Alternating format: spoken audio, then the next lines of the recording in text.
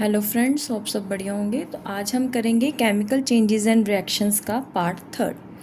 तो हम part second में हम टाइप्स ऑफ केमिकल रिएक्शंस कर रहे थे। हमने उसमें से दो टाइप कर ली थी, combination reaction and decomposition reaction. आज हम करेंगे डिस्प्लेसमेंट रिएक्शन। कौन सी? Displacement reaction.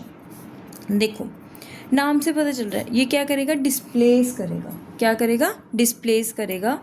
जो इसमें ज़्यादा एक्टिव होगा, जो ज़्यादा एक्टिव होगा एलिमेंट, वो क्या करेगा, जो कम एक्टिव है उसको डिस्प्लेस कर देगा। उसको क्या कर देगा? डिस्प्लेस।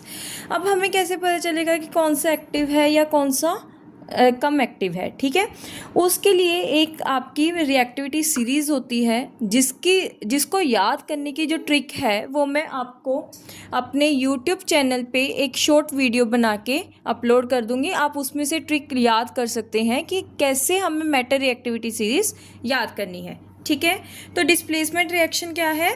जो लेस एक्टिव एलिमेंट को डिस्प्लेस करके उसकी जगह कुछ मोर एक्टिव एलिमेंट आ जाए, उसे हम क्या बोलते हैं? Displacement reaction. देखो, जैसे ए बी प्लस सी है, सपोज जो सी है वो ज़्यादा रिएक्टिव है, तो क्या बन जाएगा?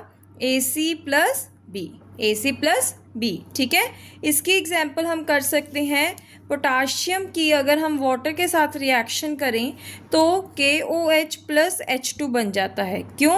क्योंकि जो पोटाशियम है वो हाइड्रोजन से क्या है? ज़्यादा रिएक्टिव है। ज़्यादा रिएक्टिव है। जो ज़्यादा रिएक्टिव होगा वो कम रिएक्टिव वाले की क्या कर लेगा?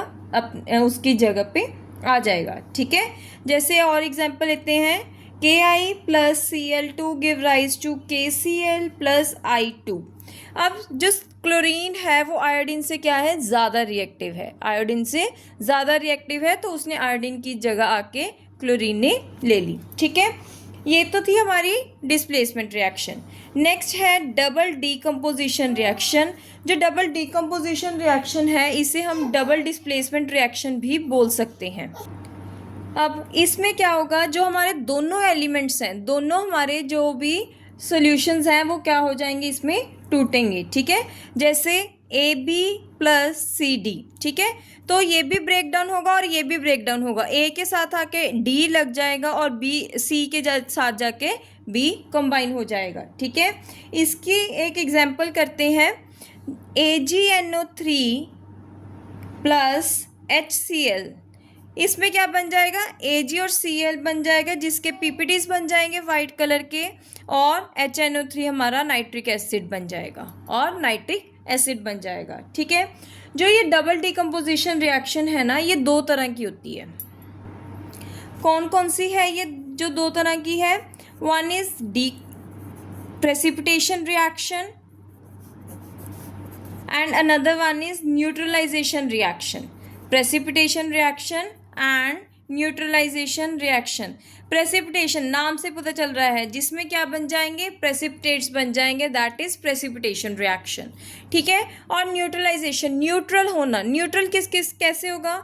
जब एसिड और बेस रिएक्ट करेंगे तो हमारा सॉल्ट और वाटर बन जाता है। सॉल्ट और वाटर बन जाता है। ये क्या है? न्यूट्रलाइजेशन रिएक्शन के एक एग्जाम्पल है। ठीक है, अगर किसी के बी ने स्टिंग कर लिया, मतलब बी आके उसको कट कर गई, तो क्या होगा? जो बी है वो फॉर्मिक एसिड अपनी बॉडी में छोड़ जाती है। ठीक है, तो उसके ऊपर अगर हम बेकिंग सोडा लगा देंगे तो उसको रिलीफ मिल जाएगा पर्सन को। ठीक है, क्योंकि उसने क्या किया? बी ने फॉर्मिक एसिड हमारी बॉडी में वो छोड़ गई। ठीक है, और हमने बेकिंग सोडा लगाया, baking soda is base. Acid और बेस मिलके क्या बन गए? हमारे सॉल्ट बन गए, जिन्होंने हमारा जो एसिड का इफेक्ट था वो क्या कर दिया? न्यूट्रलाइज कर दिया। ठीक है, सिमिलरली अगर हमारे स्टमक में, आपको पता है कि HCl रिलीज होता है। क्या होता है? HCl, जिसके वजह से हम कहते हैं कि एसिडिटी होगी, पेन हो रही है। ठीक है, तो हम क्या करते हैं? उनको जेलोसिल दे देते हैं। जेलोसिल में बेसिकली क्या है? Milk of magnesia. क्या है? Milk of magnesia. तो वो मिल्क ऑफ मैग्नीशिया क्या करता है? वो एक बेस है। वो क्या है? Milk of magnesia is a base. ठीक है, और HCl इज अ एसिड। वो दोनों मिलके क्या कर देते हैं? न्यूट्रलाइज कर देते हैं। क्या कर देते हैं? न्यूट्रलाइज। ठीक है, अब हमारी कुछ और टाइप्स हैं एनर्जी के बेसिस पे, जिसके बारे में हमने पहले भी पढ़ा था। One is endothermic reaction and another one is exothermic reaction. Endothermic reaction is जिसमें हम हीट दे रहे हैं, और एक्सोथर्मिक जिसमें हीट रिलीज हो रही है। ठीक है, दोनों की हम एक एक एग्जाम्पल करते हैं। एक्सोथर्मिक की एग्जाम्पल है carbon plus oxygen, carbon plus oxygen मिलके CO2 प्लस हीट निकाल लेंगे। ठीक है, अब देखो जो हीट है इसमें रिलीज हो रही है, दैट इज एक्सोथर्मिक रिएक्शन।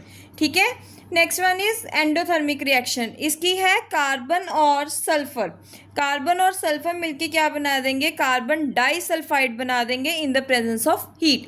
अब इसमें इस केस में हमने हीट क्या किया, दी है, हीट को हमने अपनी तरफ से दी है, दैट इज एंडोथर्मिक रिएक्शन। ठीक है, अब हमारे कुछ छोटे छोटे हैं जो हमने पहले भी कर चुके हैं। One is photochemical reaction, photo यानी कि लाइट, एंड केमिकल रिएक्शन मतलब वो रिएक्शन जो लाइट के प्रेजेंस में हुई है, दैट इज फोटोकेमिकल रिएक्शन।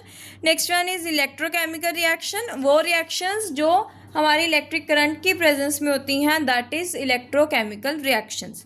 इसके साथ अगर आपको किसी को भी कोई भी डाउट है कि कैसे इसमें से क्वेश्चंस आएंगे या क्या कुछ इसमें करना है, तो आप मुझे कमेंट बॉक्स में कमेंट कर सकते हैं, मैं उसकी शॉर्ट वीडियो बना के अपने यूट्यूब चैनल पे अपलोड कर दूंगी। और जो मैटर रिएक्टिविटी सीरीज़ के बारे में बोला है मैंने, वो आपको जल्दी ही मेरे यूट्यूब चैनल पे एक शॉर्ट वीडियो के फॉर्म में आपको मिल जाएगा। अगर किसी को कोई भी डाउट है तो वो कमेंट बॉक्स में कमेंट कर सकता है। Please like, subscribe and share my channel.